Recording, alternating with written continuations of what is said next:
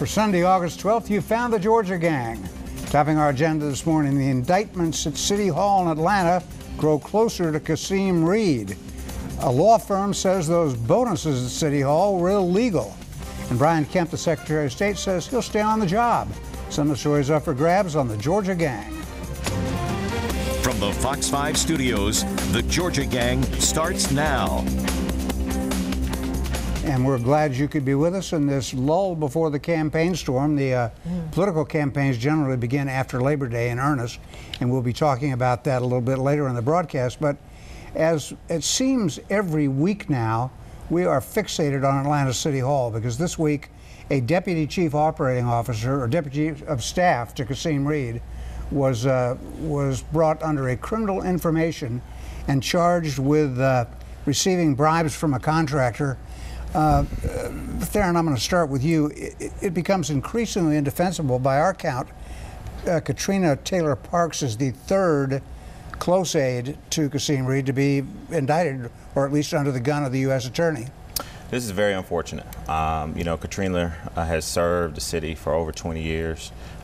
It was a stark contrast of what all of us who work with her who know how she served the city. But you know, I think you're innocent until proven guilty. This is so unfortunate for her and her family and for the city of Atlanta. Well, it's so unfortunate that she couldn't even make her court appearance because she was sick. Yeah, very unfortunate. So I think we just have to let this process continue to play out. And we should note that in the criminal information filed by B.J. Pack, the U.S. Attorney, it also said that payments went to her husband, who was also a city employee, but that he wasn't charged. The contractor involved in this, and let's not get into too much detail on this, but the contract in question was to put Wi-Fi in Piedmont Park. Yeah. Something I think everybody would like.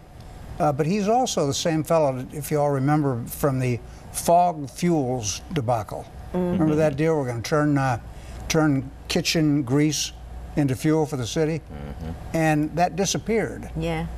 And nobody ever said who's for this, who's against this. Just one worth noting as we follow this investigation. Then we learned, Phil, again, this week, just staccato, we learned that in the Miguel Southwell severance payments at the airport, the $65 that the council approved for health care and career counseling turned out to be his lawyer's fee. Well, that's right. And just to take the first scandal with Katrina Taylor Parks, it's not only unfortunate, it's a disgrace. And B.J. Pack, the U.S. Attorney, we talked about, has expanded the probe into corruption at City Hall, dating back to of course, the Kasim Reed years. And, you know, you're talking about no-bid contracts, you're talking about draining the swamp. B.J. Pack is trying to drain this swamp of corruption that has occurred, and he's added on more prosecutors. That was in the news last week, of course. And then, yes, you have the second, the peeling back of the onion, as I have called it, and this is why the investigation is taking so long, because they're finding more dirt, more corruption, more sweetheart contracts, a view toward bribery. We never know to this day who took some of those bribes from the original folks who were arrested, like Adam Smith, the procurement officer. So hats off to B.J. Pack, the U.S. Attorney, for expanding this investigation. Go back to my main point, however. There's $65,000 in fees, Phil, that went to the lawyer, not to Miguel Southwell. Then we have the $147,000 in additional payments to Miguel Southwell. We don't know if they were paid. We think that maybe developers' interest paid that money. Well, the onion has many layers. Yeah, the speculation is that it's a vendor, but again, speculation. But that was a hidden payment. Yes, Dick, that's what you're pointing out. And it goes back to what our colleague Kathy Woolard said a couple weeks ago here on this broadcast. I think it's time for the new mayor, past time for especially city council and the new mayor now, to really speak out, to have tighter controls over payments of this nature. One more before we go to what next. Let me go to you, Alexis, because a mainstream law firm was asked by Keisha Lance Bottoms to look into the bonuses paid by Kasim Reed and the city to his key cabinet members as he left office. There was about $800,000 in bonuses paid to those folks, and the law firm says you can't do that. It violates the state constitution. Yes, it's very interesting that they said that, and no one asked that question when they did it, because if they had asked their own law department, Bobby Godfrey would have told them that they couldn't do it. It was a violation.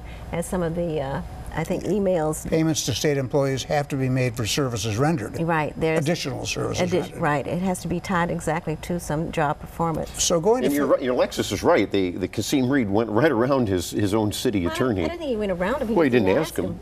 Well, he said he didn't know about it. He was quoted in the newspaper. That's what I'm saying. Well, that's disgraceful. Not there. And to Phil's point, I'm sorry. No, I was just going to say they didn't think it was out of line. Important. What a joke. No, they didn't think it was important. They just thought they were within bounds of doing what they were doing. So, Theron, how does Keisha Lance Bottoms concentrate on the business of the city with stuff like this breaking day after day after day, and she has to put out that standard press release that we're committed to open and transparent government? Well, that's also unfortunate. I mean, that's kind of the resounding word that I'm probably going to use a lot in this broadcast, because I think that you have this mayor who won this election, who since day one has basically pledged to be as transparent as she possibly can. One of the things that we cannot leave out is that this investigation is ongoing because she's cooperating. She's given the information that is being requested of her. The other thing is, too, let's not get mixed up what happened in the Reid administration or what's happening in this administration. And I just want to, for a comment that one little point. Let me just interrupt. I don't mean to break your train of thought, but Katrina Taylor Parks was retained by Keisha Lance Bottoms into her administration. Yeah, and there was probably 4,000 other employees who were retained. Okay. So I think that's a fair statement. But I just think that what's so unfortunate is that at a time with this Mayor Bottoms is trying to really lead with transparency. She's ushered in this new program with Open Checkbook, has been cooperating. I just think that we can't let the past acts of this former administration, Mayor Reid, totally, be a negative stigma on her ability to govern the city. How many more will be indicted? Oh, there's going to be more indictments. There's no question about that. The fact, as I said, that they've put on more FBI agents and more prosecutors, anti-fraud prosecutors. And, 4,000 people aren't being targeted. It's the inner circle from the Reid City Hall. And if I was Mayor Bottoms, boy, I'd be calling in everybody, and I'd be questioning them myself about bonuses, about sweetheart contracts. And, of course, and I hope you're in favor of the city council getting more controls here. We have basically a new city council, and they need to step up. Well, they are getting control. And the thing about it is, Phil, is that as someone who's worked in government, someone who's transitioned administration, you have to deal with the employees that have been there for a long time. Say what you want to say about a lot of the 4,000 employees. These are people who serve the city honorably. But just because you have allegedly one bad person who's allegedly done one bad thing shouldn't cast this negative stigma. Look, this is. Let me be very clear. I want to go on the record saying this. If people are convicted or if they plead guilty for taking bribes, that is unacceptable, right? That is bad. You shouldn't have it. But it's not just in City Hall. It's all over in other places of government, which we're going to probably talk about as we continue to tape this broadcast. And so I just think that Mayor Bottoms doesn't get the fair share credit she deserves for taking some very bold steps, working with this council. I think the bigger question was in her role in City Council and her role on the Atlanta Recreation Authority, or double dipping on that deal, is she somewhat tainted? Because she was very much a part of the Reid administration, even though she was in the city council. She was on city council. You could argue that maybe she didn't know what was going on or was asleep at the wheel. But you do know there was a federal corruption investigation that had started when she was on the council. Yeah, but and you ought to be asking questions if you're on council. But criticize other council members as well. Oh, I do. Okay, I do. But say their names. But I think this is the bottom line. She's mayor now.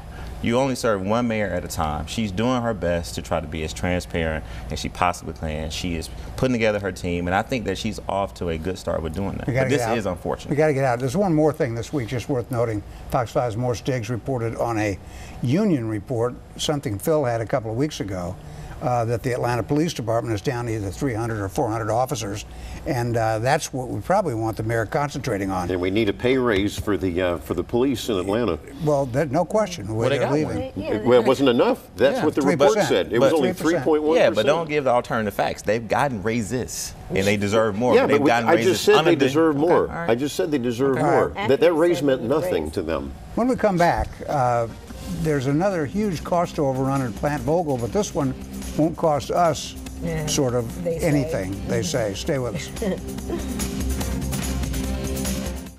Have a question or comment for the Georgia Gang? Visit their website at fox5atlanta.com.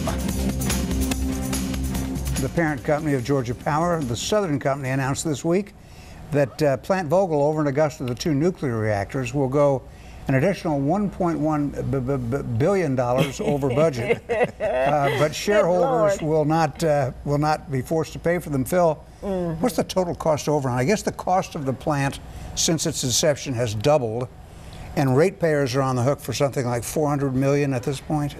That's right, and I think we should understand something that happened over the years, and that is contractors are the big thing over at Plant Vogtle. It's the largest construction project in the state.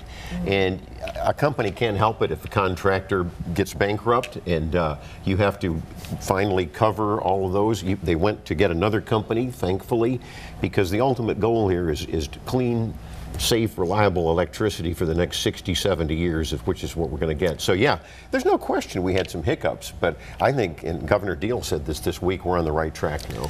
You know, I wonder, Theron or Alexis, if the 2 candidates for Public Service Commission on the Democratic side can capitalize on this. They certainly were squawking about it this week. Well, they certainly have some standing to do so because it's been, you say hiccups, but it's been crazy hiccups. And plus, the ratepayers had to foot the bill initially before everything went south. We were paying for the construction out of our increased rates. And now they're having all this more hiccups. Yeah. And the 2 candidates are working. But ratepayers are not, as Dick pointed out, are not paying for this. Eventually they will. Yeah, but I think they're going to pass the cost along to the we have some of the lowest. We have some of the lowest rates in the country, and we're going to maintain that. And that's something that these Democrats don't point out. Yeah, and it's 13% below the national average. But the project went from roughly about $7.3 billion to now about $8.4 billion. But the key to what Phil just said is that they're going to foot that cost, right? But the long-term commitment to this project is going to ultimately benefit all of us. I think that Georgia Power and Southern Company has been transparent about this. I agree totally with Phil. You had a vendor who basically went bankrupt, so they had to foot that bill. So the communications to the ratepayers and to the consumers has been impeccable. But yes, to your point, Dick, let's turn to it. You're going to have some people running for office that are going to try to use this as an opportunity. And there were people who were running for office before who wanted to scrap the whole thing when it went south. Well, that would have been totally irresponsible. But look what happened in South Carolina, where they scrapped their nuclear plant. And the PSC approved it. Another bigger issue that, like that one, that plays off in the light of the campaign is the Secretary of State, Brian Kemp, who's also, of course, running for governor, has issued a request for information on new voting systems for the whole state. But he's talking about well after the coming fall elections. Yes. But at the same time, he's using it as a political football for himself, too. Yeah, well, I don't know about political football. He's trying to upgrade what we now think is an antiquated voting system, though in my mind it's not that old. Wow. But meanwhile, in federal court, Judge Amy Totenberg has said that she will ask if paper trail ballots are possible for this November. I can't see any way, that's a reasonable question. Do you? Well, I'll tackle that one first. I think it would be a mess because the way you have some optical scanners at a lot of the polling places, but you don't have a lot, and no one's talked about the cost, which would be tremendous in my opinion. And there is a commission, and Secretary of State Kemp is going to be, looking at vendors who are going to be having the latest of software, and so I think this is a process that we all agree is needed. The next Secretary of State, whoever that is going to have to make a decision. But yeah, I think the judge is right to question this now. There is no, it's a silly question. You think it can be ready by November? Well, no, I think this will be answered very quickly. I mean, the judge is raising a point that we're raising here in this broadcast. Okay, that's fine. Yeah. Now we have a lot of Bulldog viewers on this broadcast, and we have a lot of Yellow Jacket viewers. And for 3 weeks, we're being accused of ignoring a major story. And now, it just happened that it was because we were in the middle of elections, and we intended to talk about it, but we didn't. And I think Theron alluded to this earlier. These resignations of several top executives at Georgia Tech are very troubling. Yeah. It looks like they were like the Kasim Reed administration in that they had all this money and they said, let's just play with it. You know, a suite at the Georgia Tech Jackets home football games that they got the bookseller, Barnes & Noble, to pay for. Well, you're talking about taxpayer money that has been completely abused. Thank you. There were no controls in place. This is a disgrace. One of the people, Andrew Gerber, was fired outright. He should have been a Georgia Tech research guy. They all made hefty salaries. And that's yet what bothered me. They were ripping us off, and so I think this is far too soft. I know the regents are very upset, obviously, but I think it's disgraceful. Just like we were talking about what happened in the Reed City Hall, and I think they ought to be looking at criminal charges. Exactly. Well, that's interesting, and I think that's where you were going earlier. They're not. They just asked most of these fellows to resign or retire. Well, but like that, it's a complicated process, but it's ongoing. But I think that, you know, one can look at that and how the actions of those individuals and how it's sort of being evaluated through this legal process versus what we've seen in City Hall. And I think there's a lot of people out there that are looking at these two situations, just kind of comparing the track that the both are going on. And they're not just Georgia Bulldogs. No. All right. When we come back, the politics of this week. Brian Kemp won't resign as Secretary of State. That and more. Stay with us. Have a question or comment for the Georgia Gang? Visit their website at fox5atlanta.com. And don't forget us on Facebook. And, of course, we have the Georgia Gang channel on YouTube. A quick footnote to that Georgia Tech scandal. We should note that the Tech internal auditor will now report directly to the president, Bud Peterson, which I think is a good thing. And, of course, if Peterson hadn't done that, the regents would have made him. But anyway, we discussed last week this question from Democrats about whether Brian Kemp should resign as Secretary of State. And we said he wouldn't, and Phil, he didn't. Well, and there was no need to. Just for a little education, well, just let's educate folks that may not fully realize what's happening here in the state. You know, there's 159 counties here. The counties are the ones that tally the votes in the state. It's not the Secretary of State's office. So let's be clear about that. But he can use his office to promote himself, as he did with his website before. Well, no politician should be using his office to promote himself. I think we all agree on that. Yeah, and he's taken the app down, as I understand it. But beyond that, though, he's communicating with people throughout the state as the Secretary of State. Well, if there's any wrongdoing, I'm sure you will find it. Well, we'll be looking for it for sure. But he shouldn't be there because there's definitely a conflict. Secretaries of State all over the country are either Democrats or Republicans. None of them quit when elections happen. It's a left-wing talking point. It is not. It is. Well, I don't know. I'm going to mildly disagree, Phil. Let's look at the role. Karen Handel resigned as Secretary of State in a runoff against Nathan Deal. But why? They want to raise money. And Max Cleland did resign when he ran for the U.S. Senate. Now, others haven't. It's up to the individual Secretary of State. Okay. Then there was a quick action-reaction in the governor's campaign this week that was interesting. Brian Kemp issued a very simple press release claiming pointing out that Stacey Abrams, his opponent, had earned personally more than $1 million over the last 5 years. And yet when she got in tax troubles, instead of paying her taxes to the federal government, she loaned herself $50,000 for her campaign. And he said memorably, if it isn't criminal, it should be. And boy, within 24 hours, Stacey Abrams was up with another effective commercial using her parents' illness, cancer, all very nicely done. Kind of looks like a Publix holiday ad. The family all sitting around the table. What do you think, Darren? Well, I'll be quick here because I know Alexis wants to jump in. I think what it shows, what it shows from the Abrams campaign is that she has the money to be able to do exactly what you just talked about, Dick. You have to anticipate the attacks. And so for her to have the funding, have the structure in her campaign to basically bring a level of humanization to her troubles and some of her decisions that she made as a state representative, as a minority leader, and now as a candidate for governor, it was quick. But also now I think the Kemp campaign realizes, okay, this is going to be a different Democratic candidate that we've seen in Georgia for a very long time because she's well funded and she's able to counterpunch in a way that we haven't seen. But again, the Kemp campaign is really trying to amplify a lot of the issues that we heard during the primary. And so you still have a long way to go. But I do think it was a very good reaction from the Abrams campaign to put up that ad. And plus, it was a mischaracterization of what's happening with her finances. She has never not filed her income taxes. No. She has only asked for a payment plan, and who hasn't done that? Especially I people who are, and people in business, though. I pay my taxes first. Well, I think you should have a payment plan, and I don't disagree with that. I think, and the Kemp campaign is already pivoting on policy issues rather than these finances. Well, but wait a minute. And beyond that, she's a 1099 employee, I'm guessing, because they don't take your taxes out. You have to pay them. Sure. And they ask you to pay them during the quarter, or you can pay them when you pay them.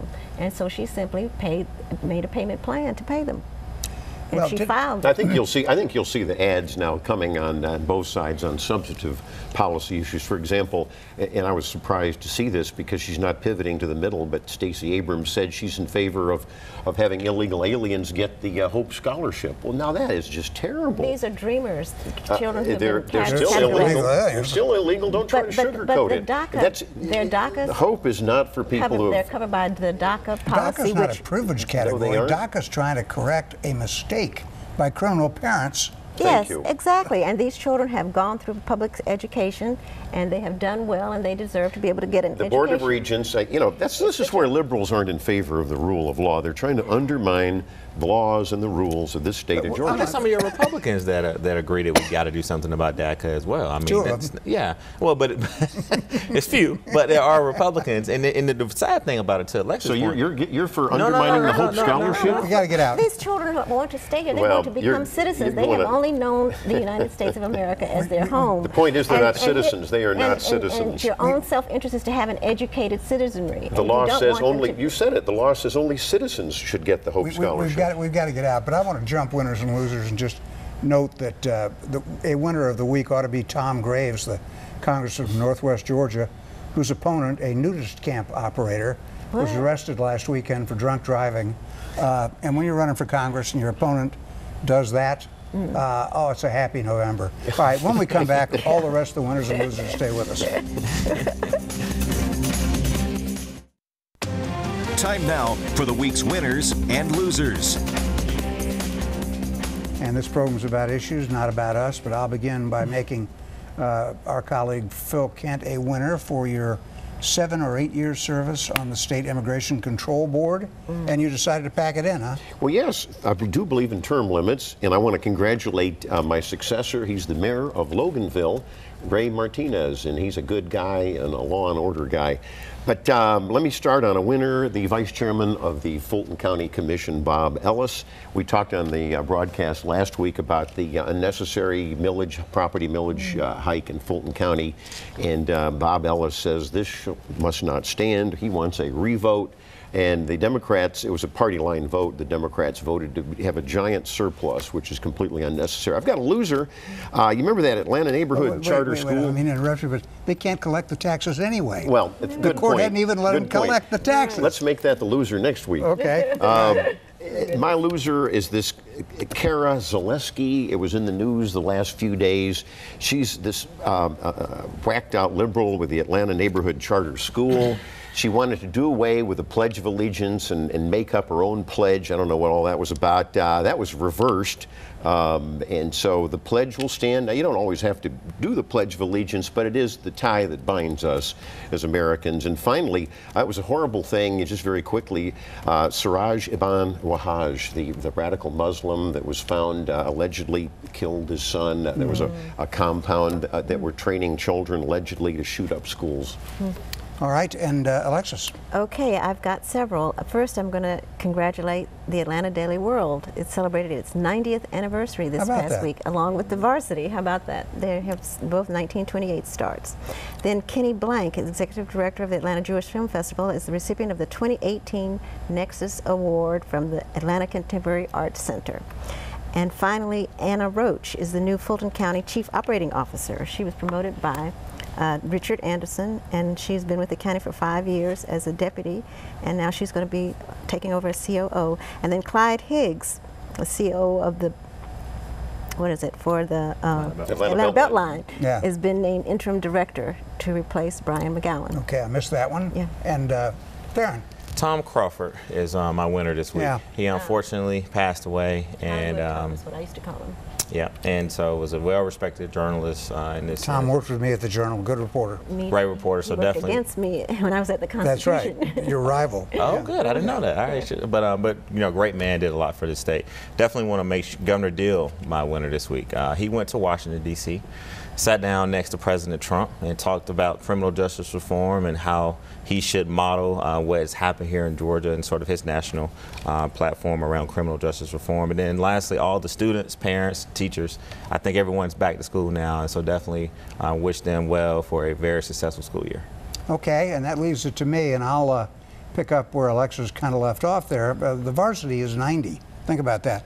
Just think a number of chili dogs, and frosted oranges, And onion rings. and onion rings and French fries over 90 years from the varsity. And finally, someone's out to get the Braves announcer, Joe Simpson. It's not me. I think he's very good. I heard what he said, and he's being criticized everywhere. I just think he made a bad enemy somewhere. And we'll see you next week on the Georgia Gang. The opinions expressed in this broadcast are those of the panelists appearing in this program.